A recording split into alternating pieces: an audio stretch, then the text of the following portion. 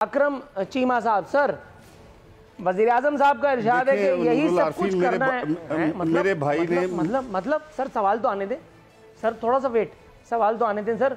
उन्होंने तो तकरीर की थी सियासी, आप उसको सीरियस मत लें, मेरे सवाल सुने सर। वजीर आजम पाकिस्तान का कहना है कि यही करना है तो सारी जेलें खोल दें। पूछना यह था कि जेलों में है कौन?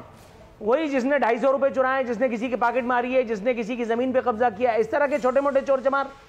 ज्यादातर लोग आप समझ रहे होंगे किधर है, जिनको मुकद्दस समझ करके उनकी गाड़ी के आगे आगे लोग चलते हैं, जो सियासी वफादारियां तब्दील करने में टाइम नहीं लगाते हैं, अभी फुदक करके पीटीआई में, अभी फुदक करके किसी और सियासी जमात में।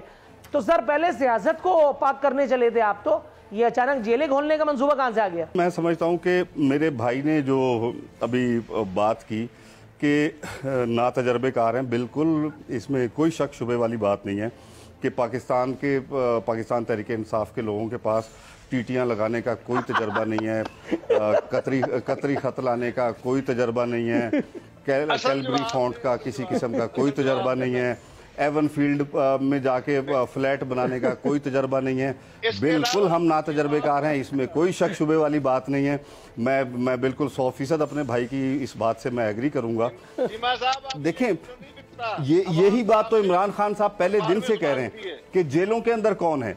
जेलों के अंदर वो लोग हैं जो गुटखा चोर है और जो पॉकेट मार है। नहीं, कुछ लोग तो इस पूरे आप समझ रहे मुल्क को लूटा सर, कुछ लोग आपके साथ भी हैं।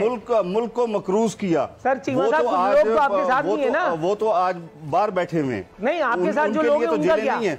तो इमरान खान साहब, तो इसमें कोई शक शुबे वाली बात नहीं है कि खान साहब बिल्कुल सही बात कर रहे हैं। सब्सक्राइब करें और बेल दबाएं ताकि कोई खबर रह न जाए।